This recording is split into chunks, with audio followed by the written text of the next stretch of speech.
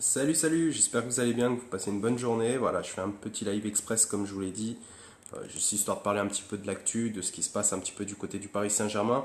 Comme vous pouvez le voir, il se passe pas non plus grand-chose. C'est normal, hein, on est en avant-coupe du monde. On attend aussi le fair play financier qui devrait arriver le 8 juin, donc c'est-à-dire dans 2 jours. On attend aussi après pour le mercato, sur quoi on va devoir se planifier, si on va devoir faire des recrutements intelligents, si on va devoir faire ce qu'on veut en fonction des résultats. On attend beaucoup de choses, on espère beaucoup de choses nous les Parisiens. On va voir, on va en discuter un petit peu tous ensemble. Je pense qu'on va pas être très nombreux, je le dis souvent, mais là j'espère qu'on va pas être très nombreux de façon à ce que je puisse vous lire un maximum. Donc je commence comme d'habitude par vous saluer. Donc salut Ruben, voilà le premier arrivé. Salut Bastien, comment tu vas? Salut Calvin. Salut Romain, j'espère que tu vas bien. Voilà, je vois que vous commencez un petit peu à arriver. Salut Christophe, Alexandre, comment vas-tu? Salut Quentin, salut Teddy.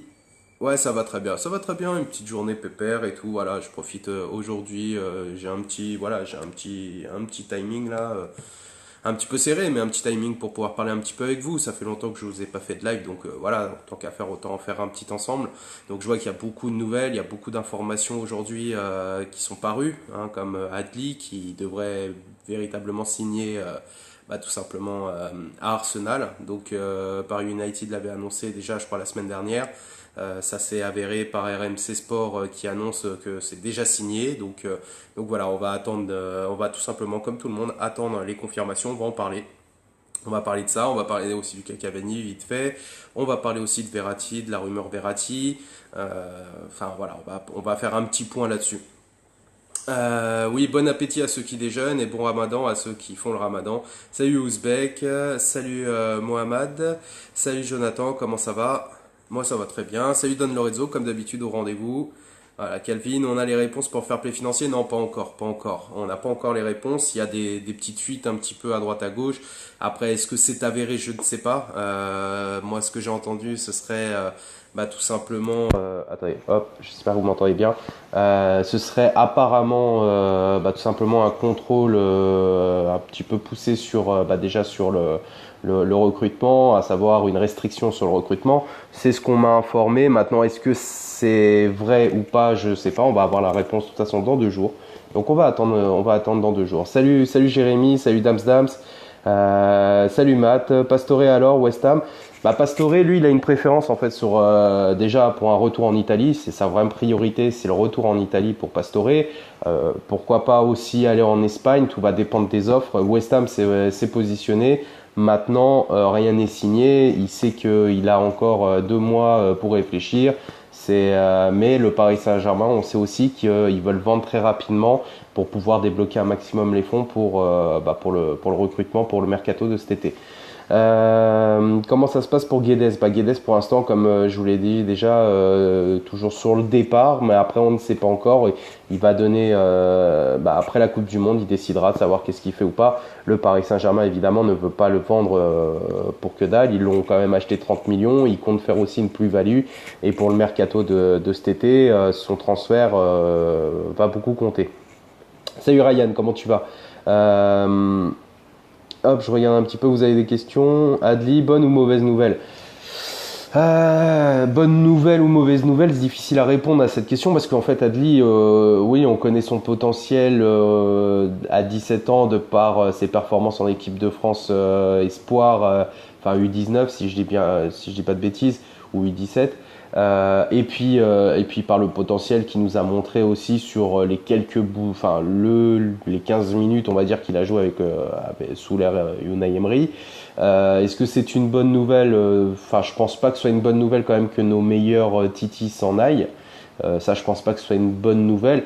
Après, comme je l'ai déjà dit, si un Titi n'a pas le mental d'Akipembe, d'un Rabiot, parce qu'on peut dire ce qu'on veut sur Rabiot, mais en attendant, il a eu le mental pour s'imposer au Paris Saint-Germain et prendre une place de titulaire au Paris Saint-Germain.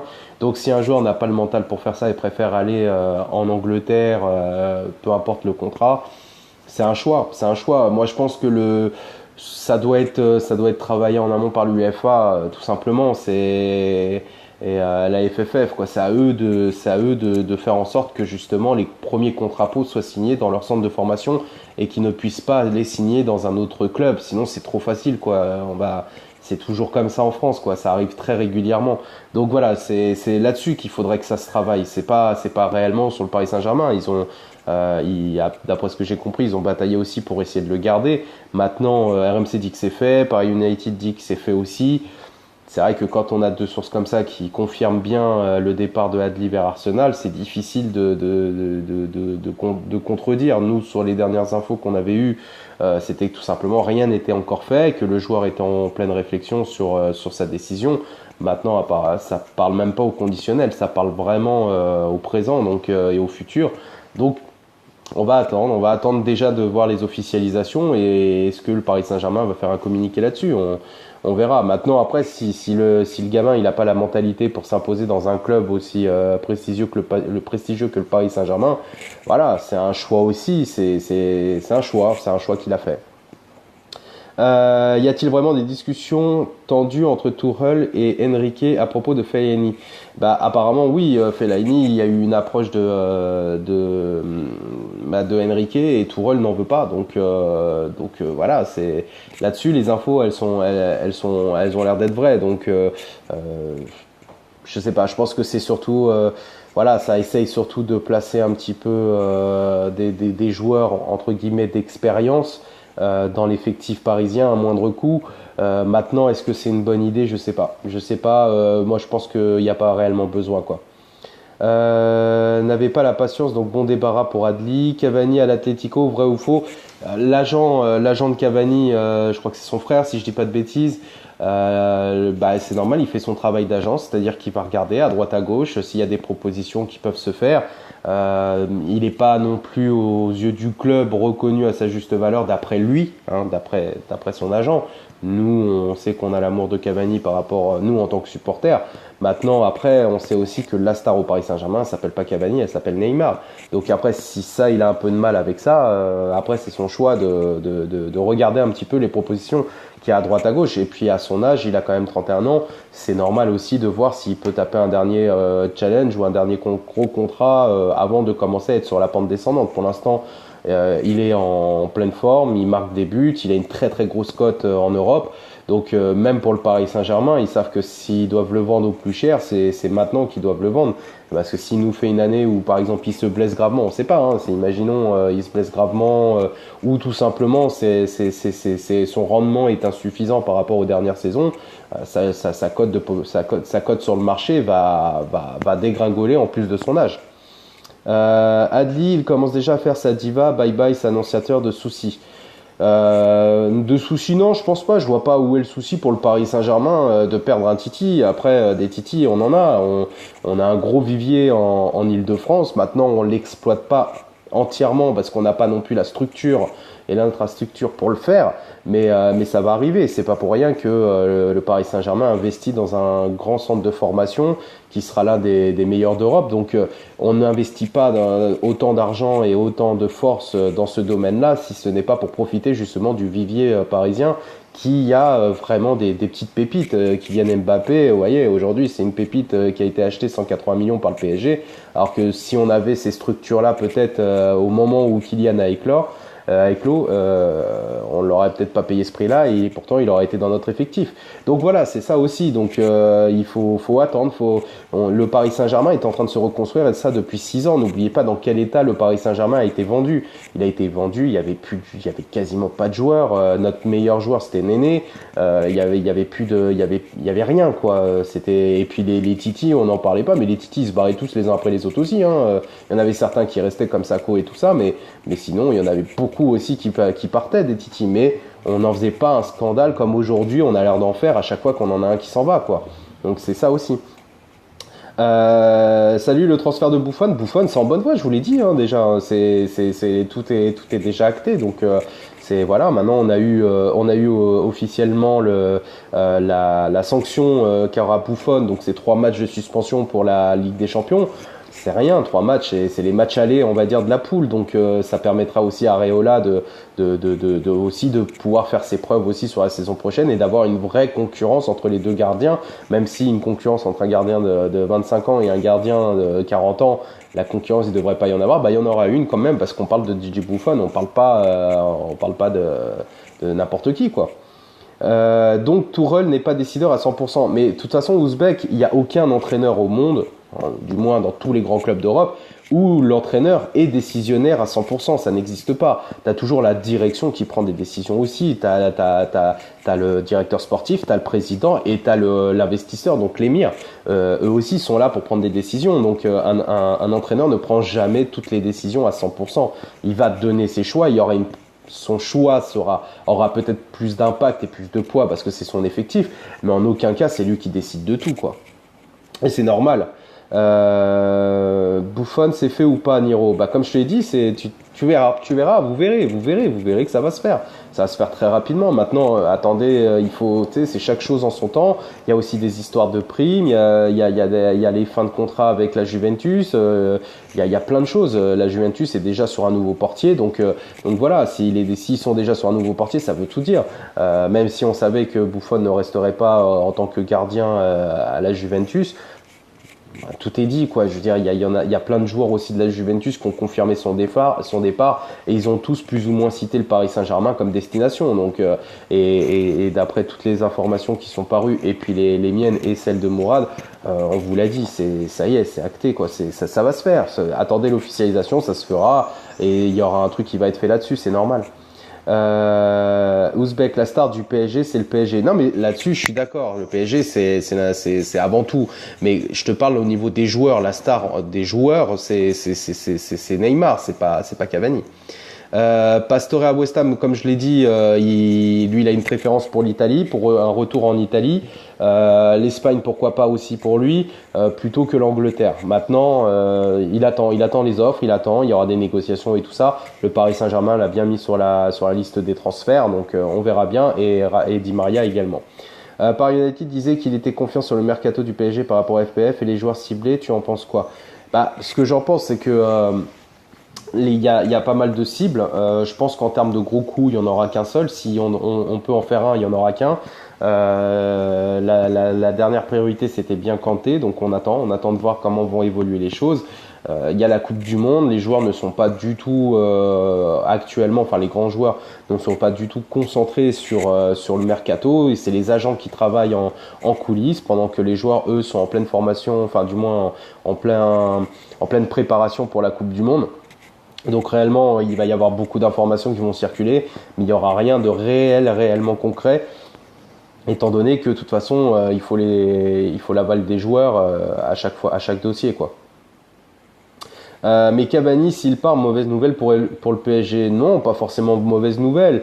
C'est mauvaise nouvelle dans le sens où, ouais, on va perdre notre guerrier, entre guillemets, parce que ça reste un guerrier au Paris Saint-Germain. Maintenant, faut prendre un peu de recul et regarder un peu ce qu'il fait. Il a un certain jeu, il marque beaucoup de buts, certes. Maintenant, tu sais, quand tu as des joueurs comme Neymar à côté de toi et Mbappé à côté de toi, de planter 30 buts, un bon attaquant bien qui peut bien se fondre dans le collectif offensif, il peut te planter ses 30 buts aussi, hein, donc sans problème. Donc si tu fais partir un Cavani aujourd'hui, tu sais que un Cavani aujourd'hui sur le mercato, c'est un petit billet de 70 millions, voire plus peut-être. Ça dépend, enfin entre 60 et 70 millions. Et si Enrique est très bon, il est capable de le revendre même un peu plus cher avec des bonus et tout ça. Donc avec une enveloppe de ce montant-là, c'est si tu mets un petit 30 000 ou 40 millions, un petit 30 ou 40 millions de plus, tu vas acheter un Dybala. Hein. Donc tu vois. L'un dans l'autre, je veux dire, tu perds Cavani, enfin, je vous donne, c'est de l'utopie pour l'instant, hein, pour l'instant on imagine, puisqu'il n'y a rien qui est concret réellement à l'heure où on se parle, hein, on n'est que en tout début juillet, en tout début juin, on ne peut absolument pas dire qui va signer, qui va pas signer, et vous savez comment ça se passe dans le mercato, un jour on peut vous dire ça signé, et le lendemain, chamboulement, finalement ça se signe pas. Donc, un Cavani, demain il part, un Dybala, demain il arrive, je peux vous dire que dans 2 mois ou dans 3 mois, Cavani, vous l'avez oublié, hein, vous êtes tous à fond sur Dybala, Neymar, Mbappé. Hein. Enfin, c'est un exemple, encore une fois, que je donne. L'opération de Dani Alves s'est-elle bien passée? Oui, elle s'est très bien passée. Il devrait même récupérer un petit peu plus vite par rapport à l'opération qu'il a subie. Son temps de récupération devrait même être allégé. Donc ça s'est très bien passé. D'ailleurs, il y a aussi une question à se poser. C'est Dani Alves, combien de temps il va être indisponible? Meunier qui va passer forcément titulaire à ce moment-là si on garde Meunier. Et qu'est-ce qu'on fait si jamais Meunier se blesse? Qu'est-ce qu'on fait s'il faut faire une rotation au niveau de la droite, de l'arrière droit? Est-ce on fait jouer un Titi? Est-ce qu'on monte un Titi? Est-ce que Tourelle va faire ça? Ou est-ce qu'on doit recruter pour l'avenir? Donc déjà une petite pépite, enfin essayer de trouver une petite pépite sur le côté droit qu'on pourrait mettre en concurrence quand Dani Alves sera plus là, ou du moins le commencer à le mettre en concurrence dès maintenant tant que Dani Alves n'est pas rétabli. Ça c'est aussi une vraie question pour le mercato. Salut Mohamed, comment vas-tu? Tu en penses quoi des chapeaux en Ligue des Champions? Je pense qu'on va avoir une poule de la mort, c'est sûr. Maintenant, pas nous personnellement, je parle dans cette future Ligue des Champions, il va y avoir une grosse poule où ça va être avec des beaux matchs. Maintenant, on verra bien où va tomber le Paris Saint-Germain. De toute façon, faut s'attendre à tout et à n'importe quoi en même temps. Salut José, comment vas-tu? D'ailleurs, il en est où le centre de formation? Ça avance, comme je te l'ai dit, ça avance, ça va pas tarder les portes vont pas tarder à s'ouvrir. Après, c'est en construction, voilà, il y a beaucoup de travail, il y a des travaux dehors. Attendez.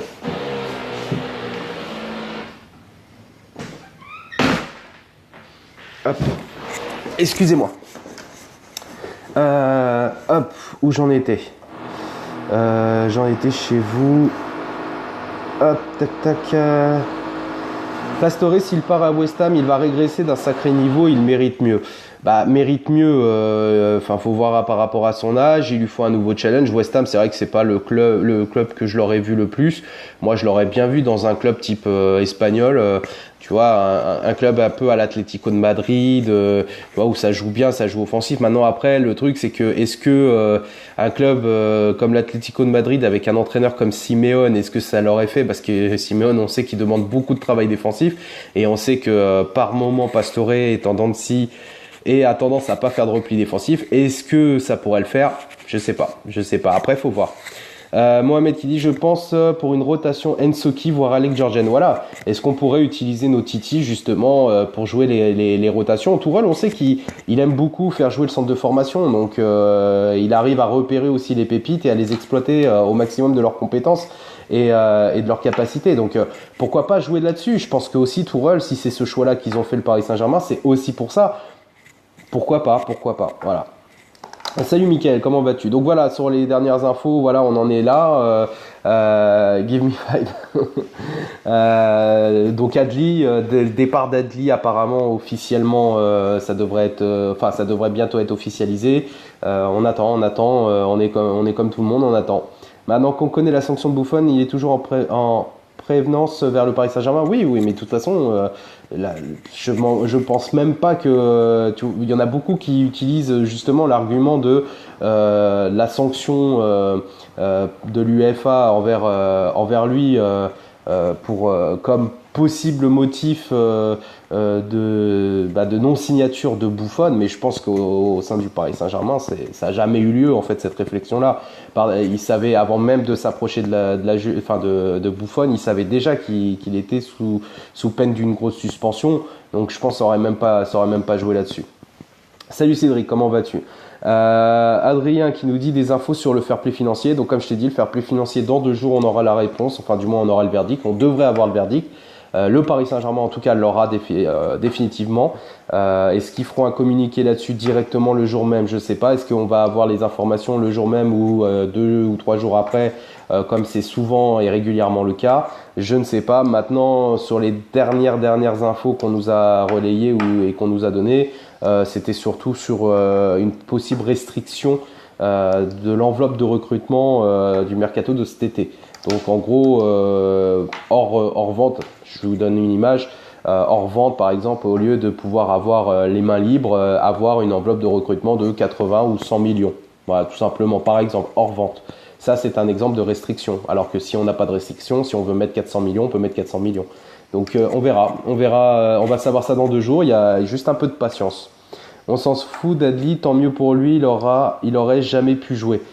Il aurait jamais pu jouer, je pense pas, parce que Tourelle, comme je l'ai dit depuis le début, il a tendance à beaucoup faire jouer son centre de formation. Donc, je pense qu'il aurait même eu plus de possibilités de jouer avec Tourelle qu'avec Emery à Arsenal. Après, c'est vrai que, comme Matt Parker me l'a dit tout à l'heure, c'est vrai que les exigences de Arsenal ne sont pas les mêmes que les exigences du Paris Saint-Germain en termes d'objectifs de saison. Maintenant, si on parle du championnat de France, je pense qu'il peut y jouer. Enfin, Tourelle aurait pu le faire jouer. Coupe de France, Coupe de la Ligue, je pense que le Paris Saint-Germain Tourelle aurait pu le faire jouer dans la rotation. Maintenant, Ligue des Champions, peut-être pas. Arsenal, de son côté, ils vont avoir la même chose. En plus de l'Europa League et non de la Ligue des Champions. Donc peut-être ils lui ont peut-être promis un peu plus de temps de jeu par rapport à l'Europa League, j'en sais rien. Franchement, je sais pas quelles ont été les conditions là-dessus. Verratti serait-il vendu à United? Pour l'instant, non, je pense pas. Pour l'instant, ça parle beaucoup de grosses enveloppes à 100, 120 millions. On sait que United, l'année dernière, s'était aussi positionné quand le Barça voulait absolument Verratti. Le Paris Saint-Germain, quand il décide de pas vendre, ils ne vendent pas. Donc, à l'heure d'aujourd'hui, Verratti ne fait pas partie de l'enveloppe, de la liste des possibles départs de cet été. Donc je ne pense pas que Verratti sera sur le départ cet été. Je pense que pour l'instant, on ne peut pas le savoir étant donné que le mercato va ouvrir d'ici 2-3 jours, 3 jours en France. Salut Nonoémie, comment vas-tu? Paris serait sur Fred Shakhtar, tu en penses quoi? Donc vous voyez, là je vous lis. Il y a quand même, j'ai vu du Pavon, j'ai vu du Fred, j'ai vu du Fellaini, j'ai vu bon après il y a des départs évidemment. Il y a beaucoup de noms qui vont circuler, ça faut pas le cacher, c'est vrai. Il y a beaucoup de noms. Maintenant il y a aussi le Paris Saint-Germain qui fait qui inspecte beaucoup de joueurs, ce qui est normal. C'est quand il y a un numéro 1, on peut pas l'obtenir, on va prendre un numéro 2. Si c'est pas le numéro 2 qu'on peut obtenir, on va prendre un numéro 3. Donc forcément, comme tous les grands clubs, le Paris Saint-Germain se renseigne.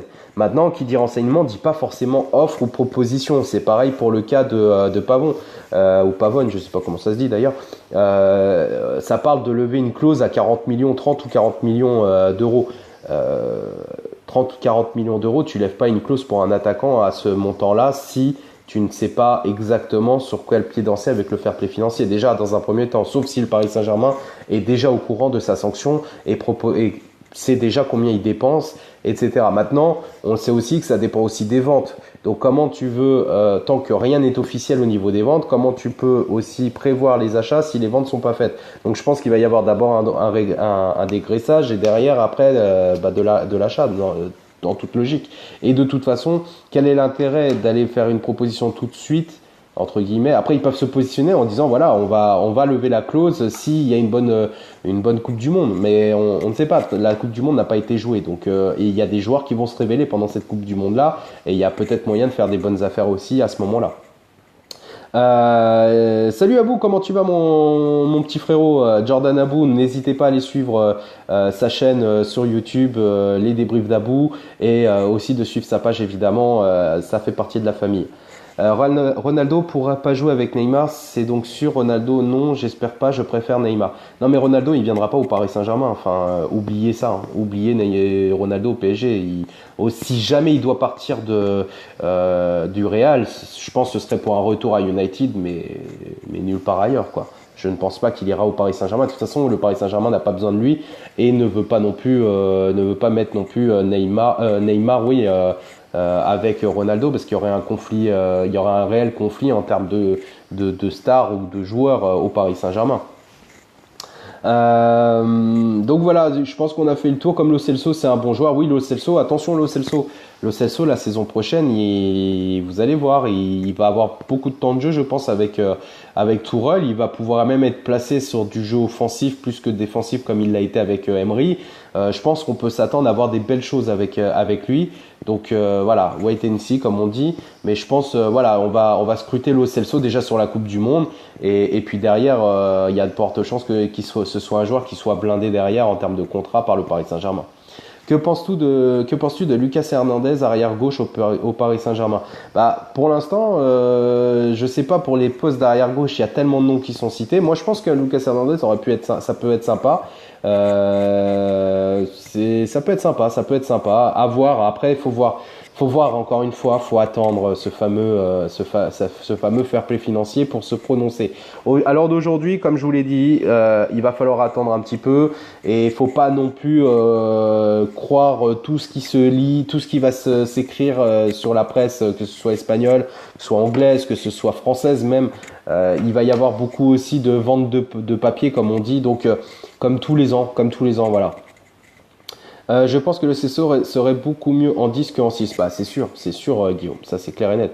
J'ai entendu que Mbappé pourrait être vendu pour être dans les clous du FES, c'est intox. Je lis même pas la fin de la phrase, Aurélien, c'est de l'intox. Évidemment, il sera parisien la saison prochaine, il sera jamais vendu comme ça, c'est clair. Cavani part ou reste? Encore une fois, Cavani, on ne sait pas. À l'heure d'aujourd'hui, il reste. Maintenant, s'il y a une possibilité de le vendre à un bon prix à un club et que derrière il y a un attaquant de renom qui peut prendre sa place et qui sera beaucoup plus complémentaire avec Neymar et Mbappé au poste d'attaquant, c'est possible de voir un départ de Cavani. Rien n'est impossible de toute façon. Mais quoi qu'il arrive, encore une fois, s'il y a vente, c'est parce que le Paris Saint-Germain a décidé de vendre. C'est pas une question que le joueur veut absolument partir.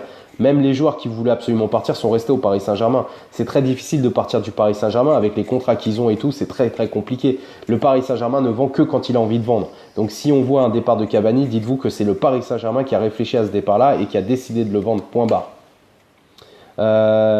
Bonjour John, il faut surtout attendre le 9 juin, début des transferts. Exactement. Déjà le 8 juin pour la réponse du fair play financier, et puis le 9 juin pour le début du mercato. C'est là qu'on va commencer à avoir des informations un petit peu plus pointues, quoi. Même moi, hein, je vous donnerai les infos. Je vais pas relayer toute la presse. Je vous le dis, n'attendez pas ce mercato comme l'année dernière. Hein, ne vous attendez pas à ce que je relaye toutes les infos au sujet du Paris Saint-Germain. Je vais pas vous faire dès qu'il y a une info que ce soit pas. Vous voyez là, il y a Pavone, ça parle de Pavone, ça parle, je sais plus de qui, de Verratti, ça parle de plein de monde. Je vais pas pour vous relayer des informations qui, à l'heure d'aujourd'hui, je n'ai pas eu de confirmation déjà d'une, et deuxièmement parce que ça reste que pour l'instant que de la rumeur. Maintenant, s'il y a une rumeur qui effectivement est relayée par un bon nombre de sources, qu'il y a des confirmations derrière et tout ça, là vous les verrez sur ma page. Ça, il n'y a pas de souci là-dessus. Si Buffon arrive, Areola reste numéro 1, non. Je pense qu'il y aura une rotation entre les deux gardiens. Il y aura forcément un numéro 1 et un numéro 2. Mais comme l'a expliqué Tourelle, c'est pas parce que tu es numéro 1 en début de saison que tu finiras en numéro 1. Ça dépendra tout simplement de leur niveau, de leurs statistiques, de tout ça, quoi. Salut Pierre, déjà non, je me prends pas pour Riolo, pas du tout, non, tout simplement on parle entre potes là. Salut à toi Olivier. Salut, je viens d'arriver, est-ce que Neymar part ou pas? Bah non, il part pas Neymar, t'inquiète pas Luna, Neymar est parti pour rester au Paris Saint-Germain. C'est déjà que c'est très difficile pour un joueur, un bon joueur du Paris Saint-Germain, un très bon joueur du Paris Saint-Germain comme Verratti peut l'être, comme Thiago Silva peut l'être, comme Marquinhos peut l'être. Déjà, c'est très difficile pour eux de quitter le Paris Saint-Germain. Le club n'est pas vendeur. Alors imaginez-vous pour Neymar qui ramène des centaines de millions d'euros dans la caisse du Paris Saint-Germain. D'après nos calculs, d'ailleurs, le transfert de Neymar à hauteur de 222 millions, je ne parle pas des faux frais qu'il y a tout derrière, etc. Je parle juste du transfert de 222 millions, aurait déjà, avec tout le merchandising, tout ce qu'a rapporté le Neymar au Paris Saint-Germain, aurait déjà quasiment, pour les 3/4, voire même la totalité du montant, été amorti déjà en une année. Donc voilà. Donc je pense qu'on va s'arrêter là. Je pense que j'ai fait un petit. Je veux pas que ça fasse très long. Je voulais juste que ce soit concis et le plus court possible. Je finis votre lecture. Salut à toi, Johan. Comment vas-tu, poto? PSG Community confirme l'accord avec Buffon. Oui, enfin, Hamid, ça fait déjà 2 semaines qu'avec Mourad, on l'a confirmé l'accord. Et ça fait 2 semaines qu'il existe l'accord entre Buffon et le Paris Saint-Germain. Enfin, 10 jours, 10-15 jours. Donc, comme je vous l'ai dit, on va pas, on l'a dit sur le live avec Mourad, la source parisienne, on ne va pas vous faire des posts tous les jours sur Neymar, sur Buffon pour vous dire oui, non, peut-être, pourquoi pas. On vous a dit que ça allait arriver, ça va arriver, point barre. Ça va être chiant avec tous les noms qui vont circuler, même le nom de ma grand-mère va être annoncé au PSG. Bah écoute, si ta grand-mère est annoncée au PSG, tu me donneras l'exclu, tu m'appelles avant, hein Jimmy. Donc voilà, pour ceux qui veulent ça, qui n'ont pas pu voir le live entièrement, n'hésitez pas à aller rejoindre ma chaîne YouTube. Je vais mettre directement la vidéo sur la chaîne YouTube. Donc n'hésitez pas aussi à vous abonner comme d'habitude. Si vous avez apprécié, vous mettrez un petit pouce like bleu. Ça fait toujours plaisir et ça permet de valoriser un peu mon travail pour vous. Donc on se fera un petit live très prochainement, je pense ce week-end, je pense après la réponse du fair play financier, on se fera un petit live là-dessus pour voir un petit peu, en débattre. Pareil pour l'ouverture du mercato, faire un point sur les dernières infos qui seront parues d'ici là. Voilà, on se ferait ça sûrement ce week-end. Donc sur ce, merci d'avoir été là. Passez une bonne journée, profitez. Bon courage pour ceux qui font encore le Ramadan. Prenez soin de vous, attention à vous. Et on se retrouve ce week-end pour un autre live. Et n'hésitez pas à suivre la page, à liker et à partager comme d'habitude les articles. Je vous donnerai le plus d'infos possible et vérifier le plus possible. Merci à vous, passez une bonne journée. À très bientôt. Au revoir.